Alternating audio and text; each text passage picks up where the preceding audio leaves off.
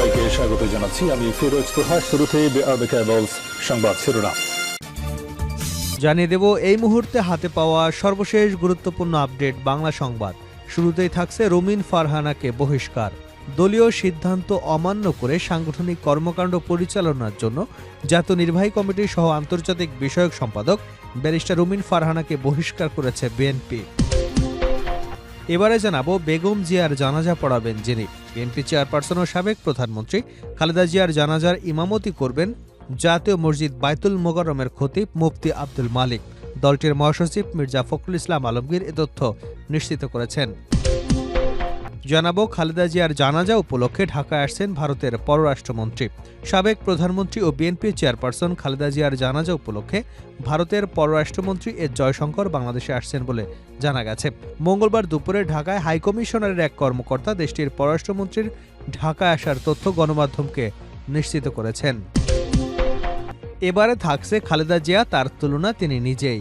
BNP chairperson Begum Khaleda জিয়ার ব্যক্তিত্ব অনন্য। তাকে বিভিন্ন সময়ে যারা কাছ থেকে দেখেছেন তারা একথা সহজেই স্বীকার করে থাকেন। এছাড়া দূর থেকে যারা দেখেছেন তারাও বলেন খালেদা জিয়া রাজনীতিতে তিনি অনন্য চরিত্রের অধিকারী ছিলেন। জানাবো খালেদা জিয়ার মৃত্যু নিয়ে ডাকসু নেতার বিতর্কিত পোস্ট, শিক্ষার্থীদের ক্ষোভের মুখে দুঃখ প্রকাশ। এবং সর্বশেষ জানাবো আন্তর্জাতিক সংবাদ। আমরা চাইলে আপনাকে এক পাও বেরোতে দিতাম না, অমিত শাহকে কড়া বার্তা মমতার।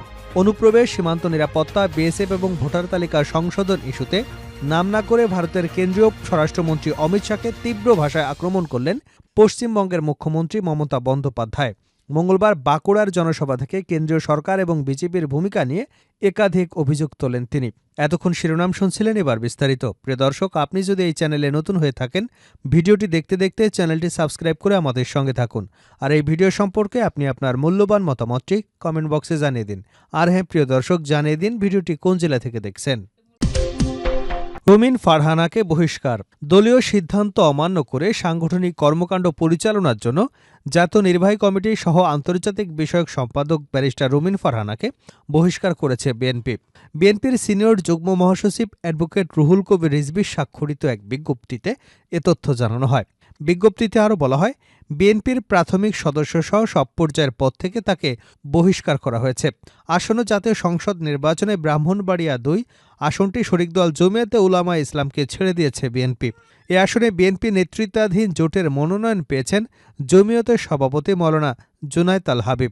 এ আসনে বিএনপির মনোনয়ন প্রত্যাশী ছিলেন সংরক্ষিত আসনের সাবেক সংসদ সদস্য ও দলটির আন্তর্জাতিক বিষয়ক সম্পাদক ব্যারিস্টার রুমিন ফারহানা। তবে মনোনয়ন না পেলেও তিনি স্বতন্ত্র প্রার্থী হিসেবে নির্বাচনে প্রতিদ্বন্দ্বিতা করবার ঘোষণা দিয়েছেন।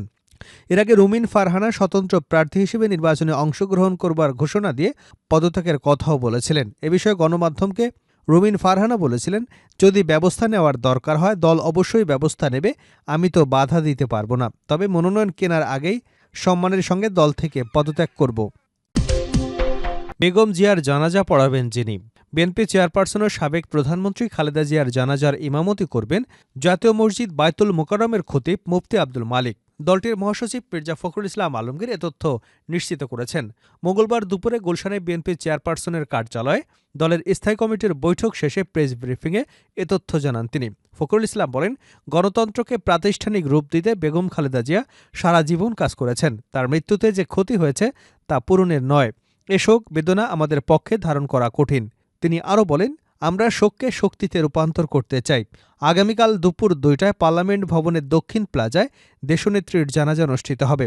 পরে রাষ্ট্রীয় মর্যাদায় জিয়াউর রহমানের পাশে দুপুর ৩:৩০টায় তাকে দাফন করা হবে। বিএনপির স্থায়ী কমিটির সদস্য নজরুল ইসলাম খান সঞ্চালনা করেন। উল্লেখ করে বিএনপির মহাসচিব শোকের দিনে নেতাকর্মীদের বিশৃঙ্খলা না করবার অনুরোধ করেন।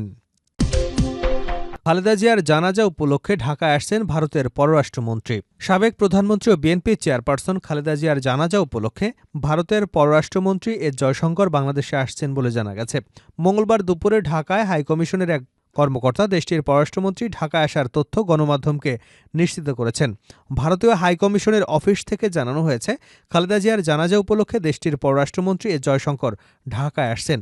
এদিকে খালেদা জিয়ার মৃত্যুতে ঢাকায় অবস্থিত বিভিন্ন দেশের মিশন, জাতিসংঘ, ইউরোপীয় ইউনিয়ন গভীর শোক প্রকাশ করেছে। মঙ্গলবার এসব বিদেশি মিশন তাদের ফেসবুক পেজে সাবেক প্রধানমন্ত্রীর মৃত্যুতে শোক এবং সমবেদনা জানায়। এছাড়া খালেদা জিয়ার মৃত্যুতে বুধবার থেকে শুক্রবার পর্যন্ত 3 দিনের রাষ্ট্রীয় শোক ঘোষণা করেছে সরকার। এছাড়া বুধবার সারা দেশে সাধারণ ছুটি ঘোষণা করা হয়েছে। এর আগে আজ ভোর 6টায় রাজধানীর এভার কেয়ার হাসপাতালে চিকিৎসাধীন অবস্থায় মারা যান খালেদা জিয়া। মৃত্যুকালে তার বয়স হয়েছিল 80 বছর। খালেদা জিয়া, তার তুলনা তিনি নিজেই। বিএনপি চেয়ারপারসন বেগম খালেদা জিয়ার ব্যক্তিত্ব অনন্য। তাকে বিভিন্ন সময় যারা কাছে থেকে দেখেছেন তারা একথা সহজেই স্বীকার করে থাকেন।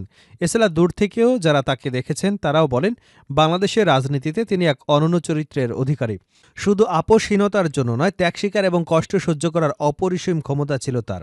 এ ধরনের চরিত্র খালেদা জিয়া পেয়েছিলেন তার মা, বাবা, স্বামী শহীদ প্রেসিডেন্ট জিয়াউর রহমানের কাছ থেকে। তার সম্পর্কে জ্যেষ্ঠ সাংবাদিক নুরুল কবির বলেছেন, খালেদা জিয়া জনপ্রিয়তার বলে বলীয়ান ছিলেন। যুক্তরাষ্ট্রের পাবলিক ইউনিভার্সিটি সিস্টেমের শিক্ষক ডক্টর সাইদ ইফতেখার আহমেদ বলেন, বাংলাদেশ হচ্ছে অত্যন্ত রক্ষণশীল একটি রাষ্ট্র। সেই রক্ষণশীল রাষ্ট্রে তিনি প্রথম নারী প্রধানমন্ত্রী হন। নারীদের ঘিরে যেসব প্রথা প্রচলিত ছিল সেগুলো ভেঙে দিয়েছেন। বাংলাদেশে নারীর অগ্রযাত্রায় ওনার একটা বড় ভূমিকা রয়েছে বলে আমার সবসময় মনে হয়। বেগম খালেদা জিয়ার জীবনীকার এবং প্রয়াত সাংবাদিক মাহফুজুল্লাহ বলেছিলেন, খালেদা জিয়া বিধবা হওয়ার পর তার পুরো জীবন দেশ এবং দেশের মানুষের জন্য নিবেদন করেছেন। তিনি বাংলাদেশের মানুষের কাছে বাতিঘর হিসেবে দাঁড়িয়েছেন। বেগম জিয়া হচ্ছেন বাংলাদেশের রাজনীতির একজন বংশীবাদক।